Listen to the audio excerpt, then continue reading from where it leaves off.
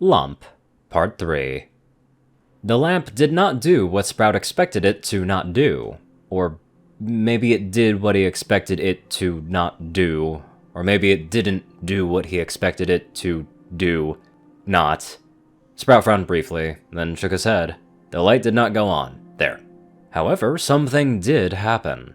Most noticeably, Sprout got a mild headache and started not feeling that great.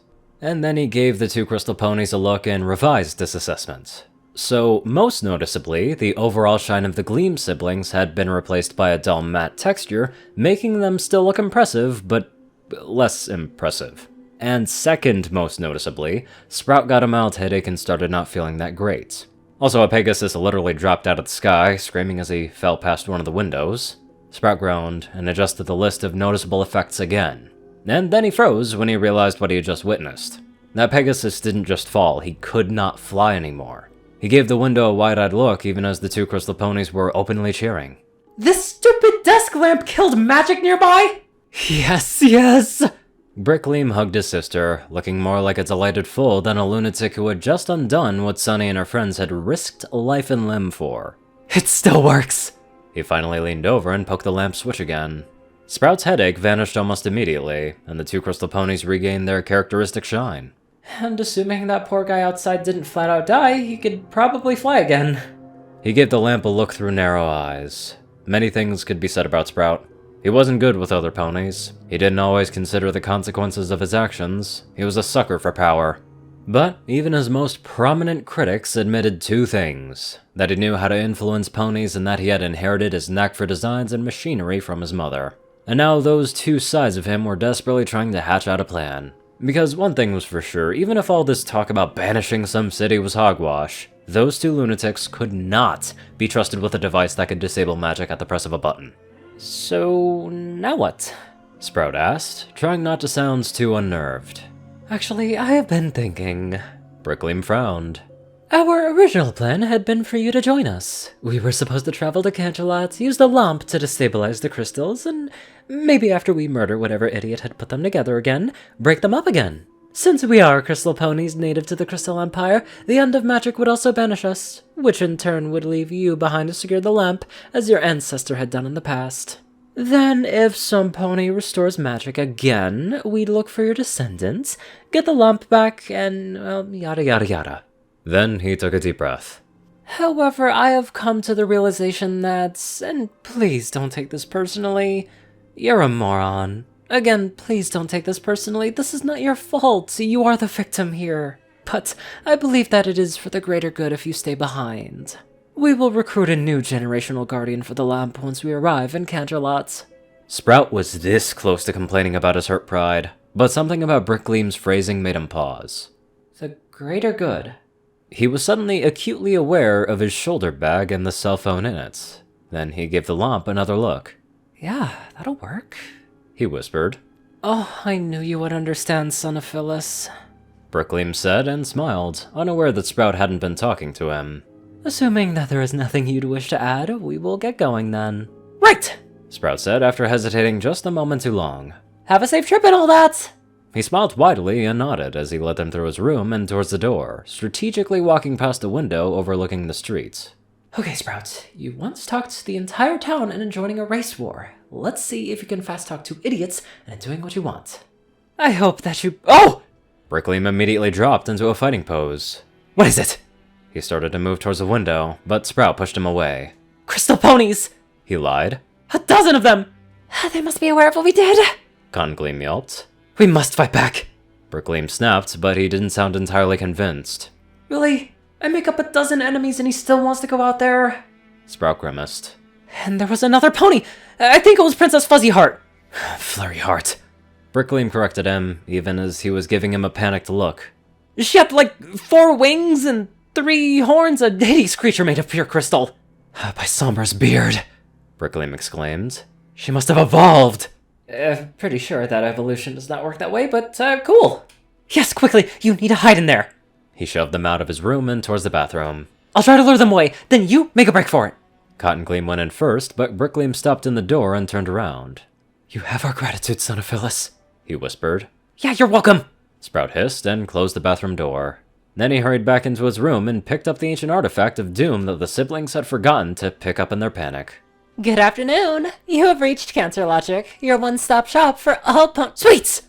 Sprout snapped into his cell phone's headset, even as he ran down the street. Yes, the Pegasus had been fine.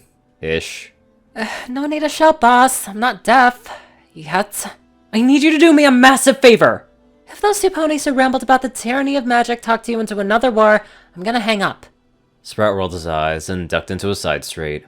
I need your help to prevent another war! He hissed. There was a long pause. Finally, he heard the soft pop of her gum. I'm listening. Okay, so far so good. Sprout thought as he left the Canterlogic shop in the heart of Maritime Bay. All the prep work is done. Now I just need... There he is! Brickleam roared. Sprout glanced over his shoulder and saw the two enraged crystal ponies running towards him from the other end of the street. Early, but that'll do. He muttered, and slung the bag containing the lamp onto his back. Then he started to run away. His plan was by no means foolproof. In fact, it was so shaky that he was surprised that he had made it out of the door of his family's home. But his streak of good luck seemingly was about to run out because the two crystal ponies were rapidly catching up with him. Apparently traveling all across the continent in the name of some bonkers mission, built muscles and stamina a lot more than being a deputy in a small town. Go figure. Think. They can't get you now, not this early. He was already starting to get winded, and the hoofsteps of the siblings were getting closer. I need to slow them down. Where's a splatter boat when you really need one? But no, let's get rid of all of our defenses the moment Sunny learns to fly. What's the worst that could happen? Oh wait, this!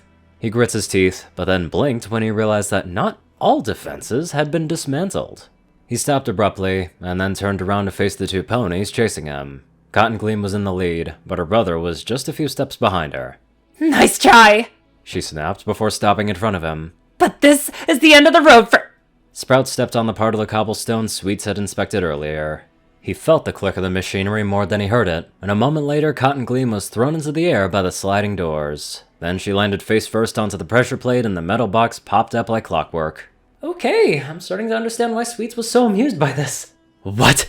Brickleam stared up at the unicorn entrapment device before giving Sprout a murderous look. What is that? Release her! Brick! Cotton Gleam's muffled shout came from within the box, making her brother look at it again. Help! Sprout used the momentary distraction to make a run for it. Have fun figuring it out! He shouted over his shoulder. Son of Phyllis, come back here right now! It's still Sprout, he thought, but didn't waste his breath. He had just reached the hill leading up to the Canterlogic factory when he heard the by now familiar cries of the Crystal Pony siblings behind him. But for once, they were exactly what he wanted to hear. We ready? He shouted before stopping next to Sweets, who was busy overseeing several ponies. Hey, boss. She muttered, and then raised an eyebrow at him. You look out of breath. Chased by lunatics. He wheezed. I need to exercise more, or get chased less. She smirked at that, but then looked past him and frowned.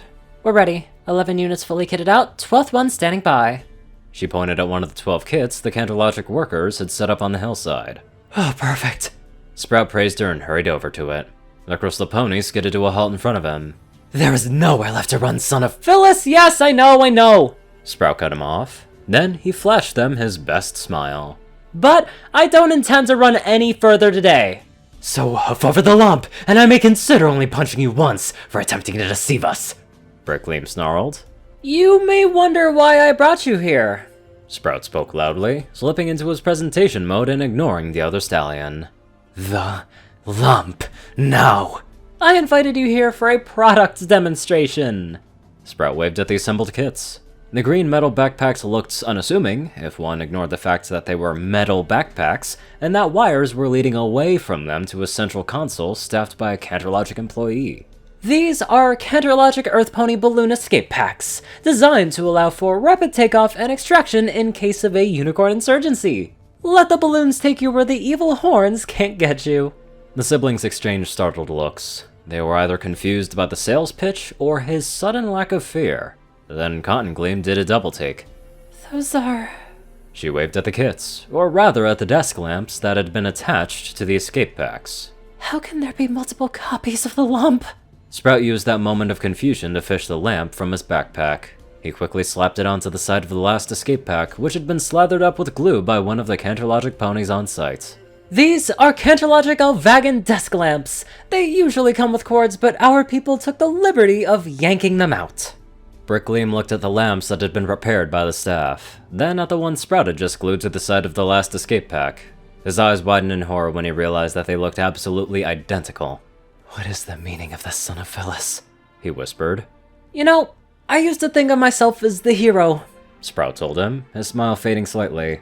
The brave pony who defends this town against the vile Pegasus ponies and the despicable unicorns. But, as it turned out, I wasn't the hero. And I'm quite likely still not the hero. Probably never gonna be the hero, really. He briefly looked down. But I can stop being the villain. Before Brickleam had a chance to comment on his little speech, Sprout raised his left foreleg and the employee at the control terminal pushed a button. The metal hatches of the 12 escape packs popped open in perfect sync. Half a second later, dozens of colorful balloons in each escape pack inflated rapidly, lifting them and the lamps up in the air. No! Brickleam actually tried to jump after the closest backpack, but it was already way too far away. No! Then he gave Sprout a wide-eyed look. Do you have any idea what you have done, Sprout? Oh, there we go! Sprout smiled. I would say I finally earned your respect. Brickleam blinked, then reviewed his last sentence. His expression locked up somewhere between a smile and bloodthirsty rage. We will search the lands, he finally hissed. We will find the real Lämp, and then we will move on to Canterlot. Sprout made a show of looking up. The sea breeze was spreading the lightweight escape packs far and wide. Might want to start moving though. Would be a real shame if some other pony found one of them before you and took it home. His smile widened. Gosh, that would... In hindsight, he should have seen the punch coming. It wouldn't have done him any good, but then he would have been prepared for it at least. Without any such preparation, he just hit the ground face first and winced. Brickleam was towering above him, even as Canterlogic security was moving in. You have thrown away your legacy, Sprout, Brickleam muttered. He sounded tired, defeated. When Cloverleaf helped us, he assured us that his descendants would... Cloverleaf was an idiot! Sprout hissed. And you already forgot the most important thing. When Brickleam only raised a crystal eyebrow, Sprout allowed himself a grin. Clock is ticking, son of Cedar. Clock is ticking. Brickleam's expression became openly hostile when he realized Sprout had chosen not to call him by his first name. You little... Cottongleam pulled him away before he could trample Sprout. Brick, we need to move! She hissed. The end of magic is nigh! Brickleam roared, even as he let his sister lead him back into the town, undoubtedly towards one of the exits leading into the wilderness. Mark my words, the end is nigh! That went well, Sprout muttered to himself as he struggled to get back to his hooves. What was all that about, boss? Sweets asked and carefully helped him up. My ancestor helped to destroy magic, and I just had to play keep away with an anti-magic doomsday weapon. He gave her a long look. No. He decided.